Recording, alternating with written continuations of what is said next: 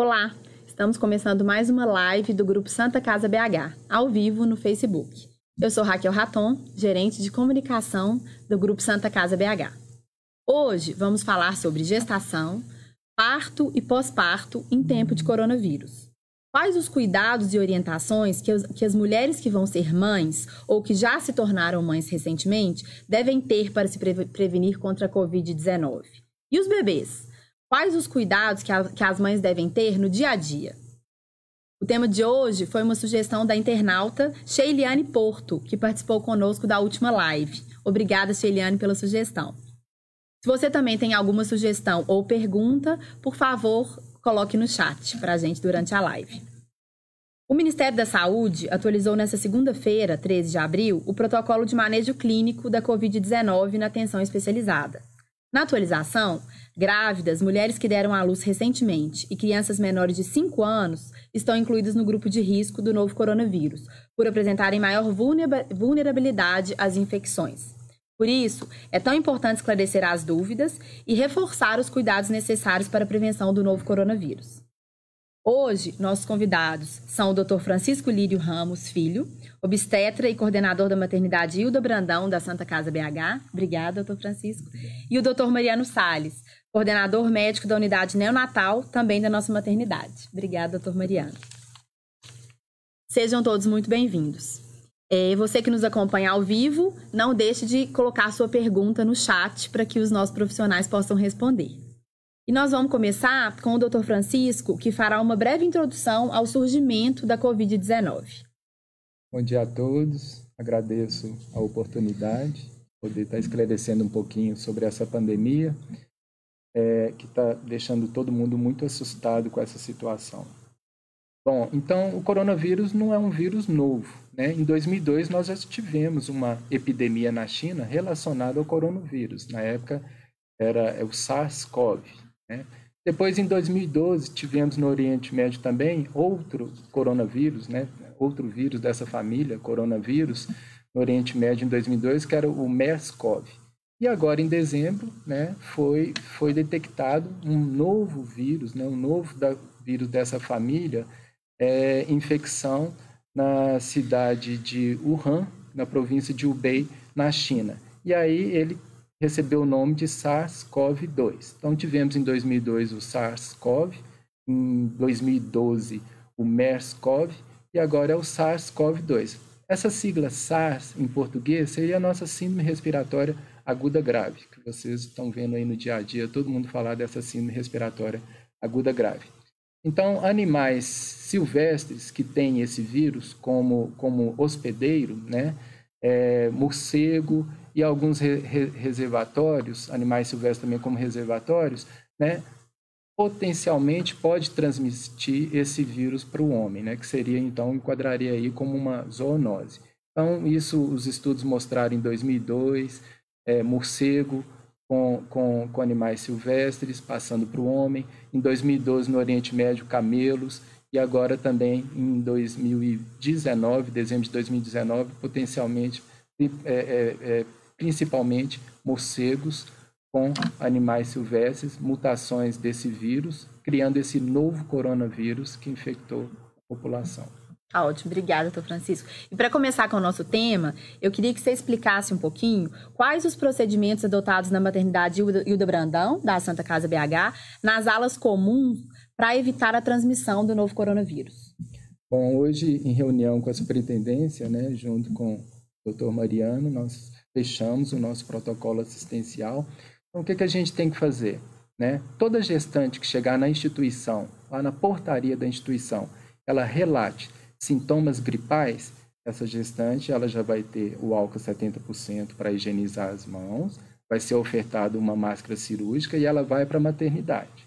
Na maternidade, ela vai passar por um acolhimento e classificação de risco, né, para identificar essas queixas, e ela vai para um consultório específico na maternidade, que vai ser o consultório para gestantes suspeitas ou que já, porventura, tem uma confirmação do Covid-19. Covid-19 é o nome da doença, é o Coronavirus Disease. Então, o Covid-19 que foi identificado em dezembro de 2019.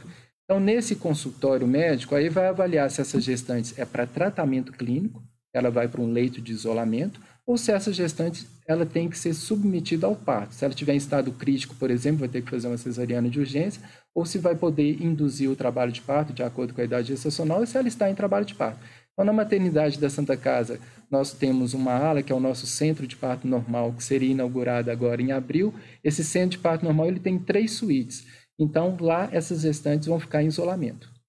Porque elas não têm contato com outras, né, que não estão suspeitas. Exatamente. Não é isso? Ótimo. Pela lei, doutor Francisco, toda gestante tem direito a um acompanhante, né, e normalmente recebe visitas logo depois do parto. Com o novo coronavírus, o que é que mudou em relação a isso?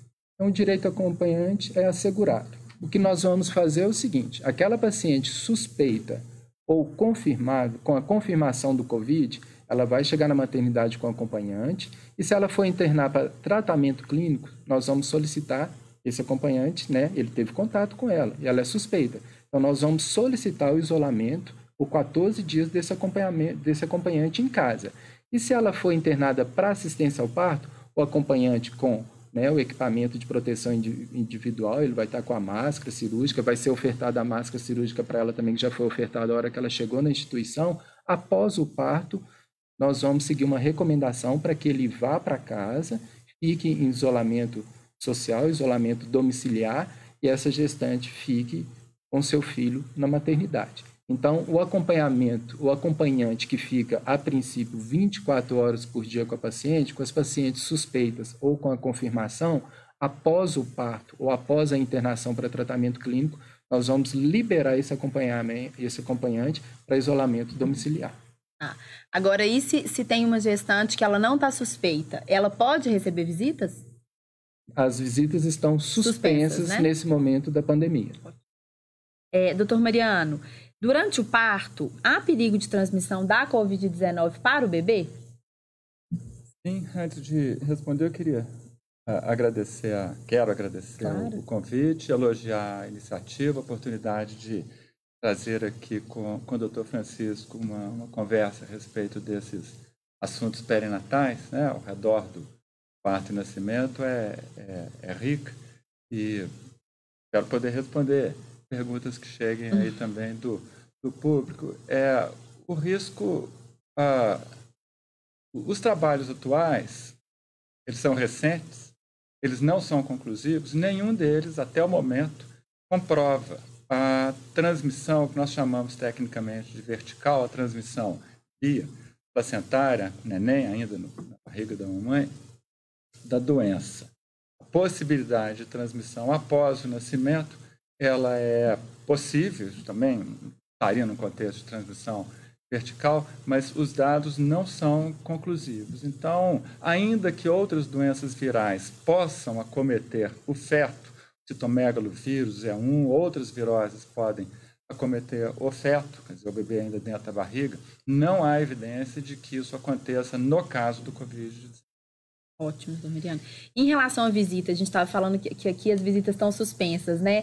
A mãe que teve neném e foi para casa, ela também deve evitar a visita? Como sempre, deveria evitar, né? Esse é um momento de vinculação psicoafetiva com o seu bebê, é um tempo de recuperação, é um grande desafio, especialmente para as mamães de primeira viagem, mas mesmo outras experientes sabem bem que esses primeiros 7, 10, 15 dias de adaptação à amamentação, elas são importantes, de forma que esse é um momento de reclusão habitual desde sempre, né? Não é hora de grandes festejamentos, e especialmente num momento como esse que nós estamos atravessando de pandemia, esse cuidado deve ser ainda mais redobrado. Mas o que eu queria chamar a atenção é a importância da vinculação mãe-filho, pai, núcleo familiar, né? Isso inclui especialmente os irmãos mais velhos, que também estão se vinculando ao neném que chegou. O cuidado deve ser restrito.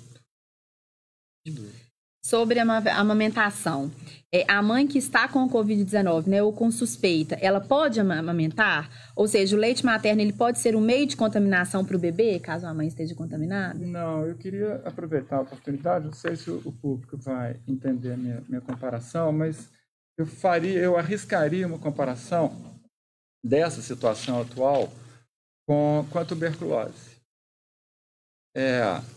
Mães com tuberculose podem amamentar desde que elas utilizem máscara e lavagem de mãos e toda a higiene possível. Então, não há, de novo, evidência científica de que o leite transmita o vírus para o bebê, e o contato pele a pele, ele deve seguir todos os cuidados, como se ela fosse portadora de tuberculose, máscara e lavagem das mãos com água e sabão, a higiene do seio, para amamentar naturalmente. O aleitamento materno ele é fundamental para esses primeiros 2 anos de vida do bebê, especialmente os primeiros 6 meses, e muito do sucesso da amamentação ele começa no pré-natal, não há dúvida disso. Ele é inaugurado ao nascimento, e especialmente agora em casa, esses primeiros 7, 10 dias. Então, eles devem ser muito bem cuidados. Ótimo, obrigada. E a mãe que precisa amamentar fora de casa, doutor Francisco, como ela deve proceder? É importante higienizar o seio antes de amamentar? A paciente, na realidade, ela tem que seguir uma etiqueta, né? Então, se a paciente está nesse momento de pandemia, o ideal é que ela esteja com seu filho, após parir o seu filho, que ela ficasse em casa com seu filho. Mas, então, é isolamento domiciliar. Então, não deveria sair. Agora, se porventura acontecer alguma coisa que ela tenha que sair, ela deve estar protegida. Essa paciente hoje é uma orientação, né, de toda a população utilizar a máscara, né, para proteção, como etiqueta, né, a higiene na hora da tosse, do espirro, e ela tem que tomar esse cuidado com seu filho. Não seria prudente ela sair de casa e amamentar fora de casa, porque ela vai estar expondo o seu filho ali com alguém que esteja próximo, com uma distância menos de 2 metros, que pode eliminar aquele perdigoto, que é a gotícula de saliva, e aquilo ali e contaminar o seu filho. A recomendação é, fique em casa, amamente seu filho em casa até passar esse surto. Tá ótimo. Doutor Mariano, a gente fala, né, que bebê tem muita mania de colocar a mão na boca. Como proceder para que não haja essa contaminação da Covid? Eu queria elogiar a pergunta, mas chamar a atenção para o fato de que colocar a mão na boca, e daqui a pouco ele vai colocar o pezinho, os dedos do pé na boca também, isso não é exatamente uma mania, mas não deixa de ser também uma fase de oralidade da criança com 3, 4 meses em diante. Essa fase, a gente pode chamar assim, de intensa oralidade, ela começa por volta dos 3, 4 meses e ela vai até 1 ano e meio, 2. Não é exatamente uma mania, mas é óbvio, isso envolve alguma preocupação higiênica, não é exatamente um problema do recém-nascido, da maternidade, mas de casa, e envolve, repito, uma preocupação higiênica que pode ser tranquilamente resolvida com a lavagem das mãos, né, de todos que cuidam do bebê também, com água e sabão, lenço umedecido, álcool a 70%, e chamar a atenção, eu posso aproveitar a oportunidade para dizer que em casa, água e sabão, sempre disponíveis, são insumos muito mais em conta, muito mais econômicos, álcool, né? Especialmente em momentos como os que nós estamos atravessando, do que o uso de álcool, seja ele líquido ou em gel, dentro de casa. Ótimo. Tem uma pergunta interessante aqui, que é: a mãe que tem uma criança maiorzinha em casa e um bebê recém-nascido, é preciso evitar o contato entre eles? Achei ótima essa pergunta também. Queria cumprimentar quem nos trouxe essa pergunta, porque eu vejo aí uma oportunidade grande para quem chega, para a criança que recebe seu irmãozinho chegado do hospital. Vem aí alguns desafios, vem aí algumas crises de adaptação à chegada deste, né, que o destrona. E é uma oportunidade de vinculação que envolve pai, mãe, os irmãos também. Então, eu acho que é oportunidade para, mantidas todas as condições higiênicas, sanitárias, esse irmão consolar, aconchegar, participar das tarefas de cuidado do bebê, e também oportunidade para instrução, para educação de medidas sanitárias, de medidas higiênicas dentro de casa, para com este irmão ou irmãos mais velhos, né? E eu queria chamar a atenção aqui que a importância dos pais darem exemplo dentro de casa para esses irmãos mais velhos que estão aí envolvidos, de certa forma, em toda essa problemática da pandemia. Nesse contexto, né? Num contexto complexo. A gente está recebendo algumas manifestações de carinho para vocês. A Ellen Magalhães falou: meus mestres, quanta honra tive em ser interna de vocês. E tem uma pergunta, obrigada. Tem uma pergunta interessante aqui do Marcos Coelho, que é o seguinte: a mulher que deseja engravidar deve adiar este plano nesse momento de pandemia? Olha, eu acho que seria prudente. Essa epidemia, essa pandemia surgiu em dezembro para cá. A gente ainda tem que descobrir muita coisa sobre ela, né? A grande maioria dos trabalhos, com uma casuística muito pequena, graças a Deus, mostram que parece que não há um aumento do risco para aquela mulher em relação à mulher que não esteja grávida na mesma idade, que não tenha problemas, não seja uma gravidez de alto risco. Parece que os resultados em relação à mulher são os mesmos. Porém, a gente está lidando com duas vidas. Então, pode vir coisa aí para frente. Será que esse vírus, está saindo publicação das mulheres que pegaram esse vírus já no final da gravidez? Tem casuística que coloca até 48% do risco de parto pré-termo, quando na literatura internacional é em torno de 11%. Será que esse vírus tem um efeito teratogênico? Será que depois nós vamos descobrir que esse vírus pode passar ali a transmissão vertical, passar para o feto e levar uma teratogenicidade, malformações no feto? Então, é uma coisa muito nova. Me lembra a época do Zika vírus, que a gente orientava: olha, a gente não sabe nada sobre esse vírus, aí essas crianças nascendo com microcefalia, vamos esperar? Uhum. Dá para fazer um planejamento reprodutivo e julgar essa gravidez para o ano que vem? Seria prudente. Uhum. Tem muita coisa desconhecida ainda, né? Isso. E, se Deus quiser, daqui a pouco isso vai passar e aí todo mundo que quer vai poder engravidar. Doutor Francisco, a mulher que está no início da gestação pode ser considerada grupo de risco? Ela deve se afastar do trabalho? As gestantes, a gente considera a gestante como grupo de risco, embora algumas publicações mostrem o que eu acabei de falar, que as complicações para aquela mulher que não tenha fatores de risco, que não seja um pré-natal de alto risco, as complicações seriam idênticas àquela mulher não grávida. Mas nós estamos lidando aí com uma população em torno de 30% do universo das nossas pacientes, por exemplo, na maternidade do Brandão, são gestantes de alto risco. Na hora que a gente fala que tem que ficar, quem tem doença cardiovascular em isolamento, né, essas doenças crônicas, as doenças hepáticas, as doenças renais, as doenças cardíacas, então a gestação também, se ela tiver qualquer um desses problemas, aumenta muito o risco dela e, consequentemente, se a mãe não está bem, a saúde do seu filho também, do seu bebê, pode não estar bem. Então, a gestante deve evitar, sim, contato no dia a dia com as pessoas no seu ambiente de trabalho. Então, talvez um desvio de função, colocar ela em uma sala que ela vai atuar e que não tenha contato direto com muitas pessoas ao longo do dia. E as nossas colegas gestantes, médicas, profissionais em saúde, enfermeiros e técnicos, nós estamos afastando. Todos estão em casa. A Ellen Magalhães, doutor Francisco, pediu para você falar um pouquinho sobre o pré-natal na atenção primária em tempo de Covid-19. Então, a gestante tem que ser muito orientada. Então, essa questão da educação em saúde, isso é fundamental. Então, pré-natal é um momento único na vida da mulher, um momento único na vida do casal. E qualquer complicação que ocorra com a mulher pode ter uma consequência negativa com seu bebê. Então, assim, pré-natal de risco habitual, né, a gente está orientando para que as consultas sejam espaçadas.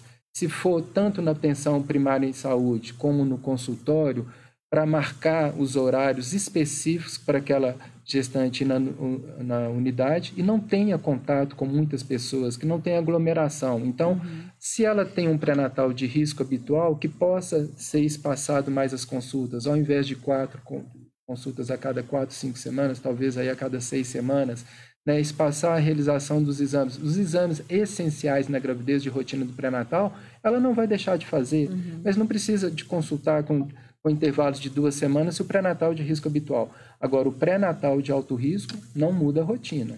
Você tem que estabelecer um acompanhamento, porque senão você está protegendo ela contra uma suposta contágio de uma doença e vai colocar em risco a saúde dela e do seu bebê por causa da patologia que ela tem. E aí, para ela sair de casa para fazer esses exames, né, de pré-natal, esse acompanhamento, o cuidado redobrado aí, né? Isso. Então, assim, o que a gente está orientando hoje, toda a população, utilização da máscara, né, etiqueta aí no momento da tosse, do espirro, né? A hora que ela chegar num ambiente, o álcool a 70% nas mãos. A hora que chegar em casa, aquela roupa que ela chegou em casa, né? A gente tem que tomar muito cuidado. Por exemplo, uma gestante que pega um coletivo para consultar, o coronavírus ele pode ficar viável, infectante, 3 dias no acrílico e no metal. Então, a hora que ela pega um ônibus, ela está tendo contato ali com acrílico e com metal durante 3 dias. Então, a hora que chegar em casa, passar o álcool a 70% nas mãos, deixar num local da casa aquele sapato, já colocar a vestimenta dela numa máquina de lavar, num tanque e ir tomar o seu banho. Então, evitar essa propagação do vírus. Ótimo. O Cristiano está perguntando se nesse momento o indicado seria cesariana ou parto normal. De forma alguma. O fato de ser suspeita ou positiva para COVID não determina a via de parto. Então, a paciente, o que a gente orienta hoje é uma paciente suspeita ou COVID positivo, não deixar ultrapassar a 40ª semana. Já internar com 40 semanas, no caso, se ela chegou ali no hospital nessa fase, nessa idade gestacional e suspeita, já internar para indução do trabalho de parto, habitualmente a gente espera até 41 semanas. Agora, o que vai determinar a via de parto é a condição clínica materna. Então, a gente sabe que 80% das gestantes, igual aquela mulher que não esteja grávida, 80% ela tem sintomas leves ou não tem sintomas. 15% delas podem ter uma forma mais grave da doença e 5% a forma crítica da doença. Então, aquela paciente que chega no hospital, que ela tem um desconforto respiratório, que você avalia, ela não está numa saturação de oxigênio menor que 93%, ela tem ataque-pneico, aumento da frequência respiratória aí acima de 23, 24 impulsões respiratórias por minuto. Essa paciente, ela não consegue oxigenar bem os seus tecidos e, consequentemente, não vai passar oxigênio adequadamente para o feto. Então, essa mulher que esteja no estado grave ou em estado crítico, a cesariana talvez seja a melhor via de parto. E os trabalhos publicados até agora mostram taxa de cesariana até de 70% a 90% nesses casos críticos. Tá ótimo. A Raquel Augusto, ela falou o seguinte: estou com um mioma que era para ser operado para retirada inclusive do útero, pois me causa muita dor, hemorragia, que só para se eu tomar constantemente Primoxiston. Minha bexiga, quando cheia, custa sair urina e muito mais. Devo esperar para operar? Essa paciente ela vai conversar com o médico dela, né? Já existe uma regulamentação também para cirurgia ginecológica, né? Então, a princípio, todas as cirurgias ginecológicas estavam suspensas. Então, aquela paciente que é sintomática já tem uma liberação, né? Já tem um respaldo da ANS, né? Para que essa paciente tenha sua cirurgia agendada com todos os cuidados que devam ser feitos. Então, pacientes sintomáticas, já existe a liberação do respaldo da ANS, né? Agência Nacional de Saúde, para que o procedimento não seja postergado. Tá ótimo. A doutora Rosa Malena está parabenizando vocês, dizendo que a live está muito esclarecedora. Se você também tem alguma dúvida, pode mandar a pergunta aí pelo chat. Doutor Mariano, eu queria que você falasse para a gente, o recém-nascido ainda está em formação da sua imunidade, certo? Ele pode ser considerado grupo de risco? Como qualquer outra criança. Não há uma condição, vamos dizer, especial pelo fato dele ser o recém-nascido. Nós definimos recém-nascido como uma criança até 30 dias. Então, de verdade, até 5 anos de idade, eles são um grupo de risco. Né? Gestantes que desenvolvem diabetes gestacional precisam ficar mais atentas às formas de prevenção do coronavírus? Toda gestante tem que ficar atenta. Porém, se ela tem um diabetes gestacional, ela é um grupo de risco. Né? Além de a gente falar que a gestante já é um grupo de risco, ela ainda tem uma doença. Então, a gestante que tem um diabetes pré-gestacional ou gestacional, ela é mais propensa a infecções, né? Uma gestante dessa, ela pode ter uma infecção urinária, que às vezes culmine com a ida dessa paciente até para uma unidade de tratamento intensivo, se não for uma infecção urinária bem tratada, diagnosticada e bem tratada.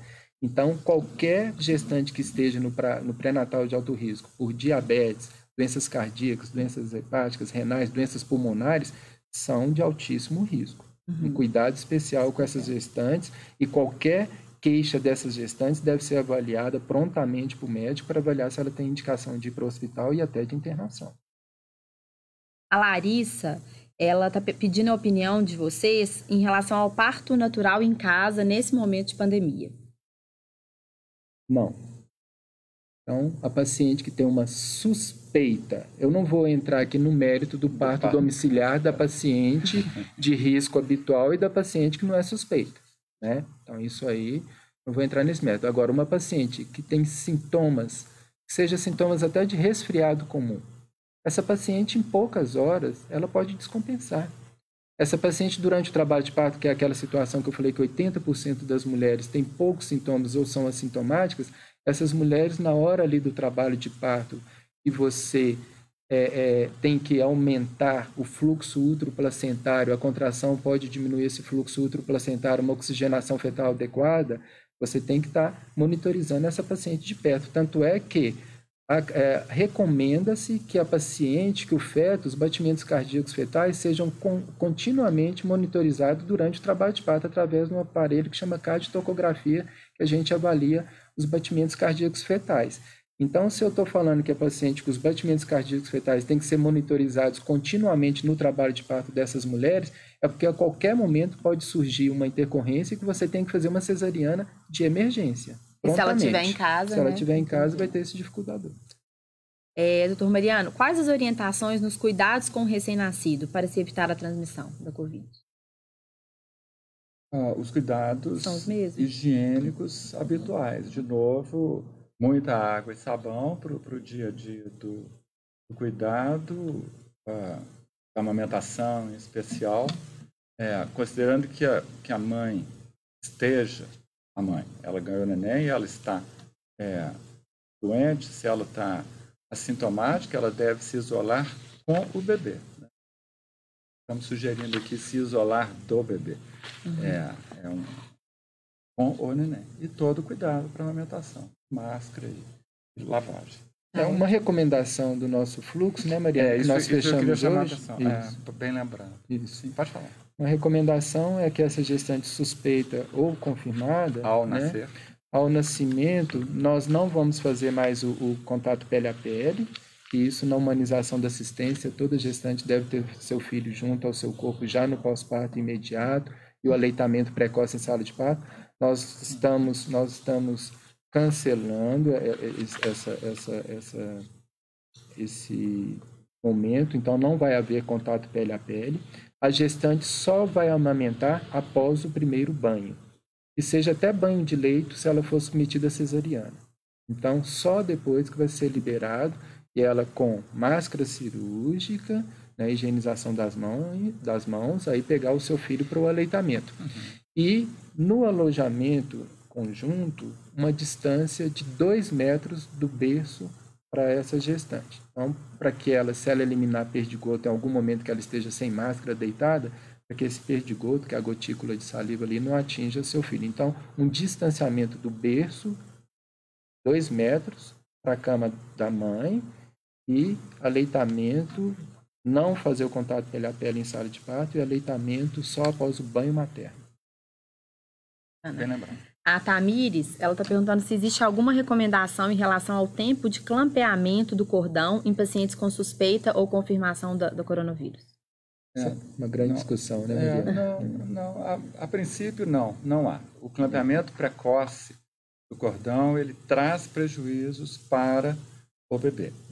O clampeamento, portanto, ele deve ser no momento oportuno, algo entre 1 e 3 minutos do nascimento. Existe nenhum trabalho que recomende, quer dizer, até existem, mas isso não está concluído. Então, por falta de evidência, o clampeamento continua sendo, e para evitar os prejuízos do clampeamento precoce, o clampeamento tem sido mantido num tempo ideal, entre 1 e 3 minutos. Isso é o consenso de todas as maternidades. Tá ótimo. Bom, sem mais perguntas, vocês queriam colocar mais alguma coisa ou podemos encerrar? Eu queria agradecer a oportunidade. Eu acho que nós estamos vivendo um momento muito difícil na vida de todos nós, né? nós profissionais de saúde que estamos na linha de frente, é um estresse muito grande que nós estamos passando, mas eu acho que nós vamos vencer essa situação. Então, acho que a população tem que ter consciência do risco que é essa doença, do risco que pode trazer para ela. No meu caso, como obstetra, do risco que pode trazer para essas 2 vidas. Então, assim, fique em casa. É o isolamento social, isolamento domiciliar, né? Nós temos que vencer essa situação, evitando a propagação desse vírus. Então, fique em casa.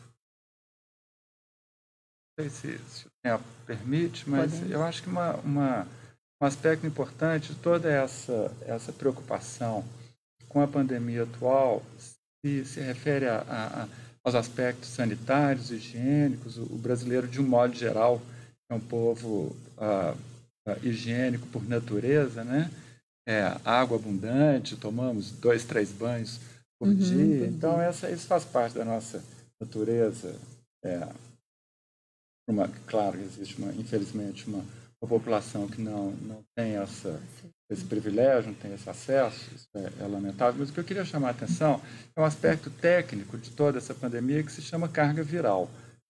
Eu arriscaria dizer que todos nós seremos expostos a uma determinada carga viral do Covid, do coronavírus.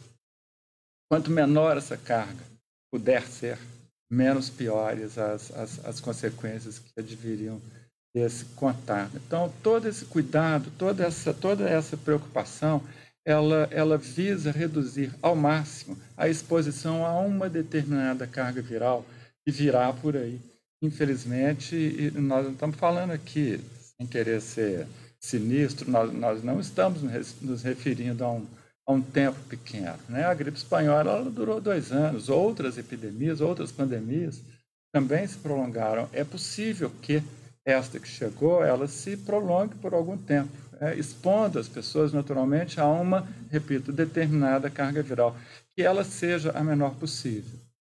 Nesse sentido, a afirmativa fique em casa, ela tem por trás uma explicação, uma justificativa muito grande. Reduza dessa forma a sua exposição à carga viral do coronavírus. Eu queria também agradecer a oportunidade. Nós que agradecemos.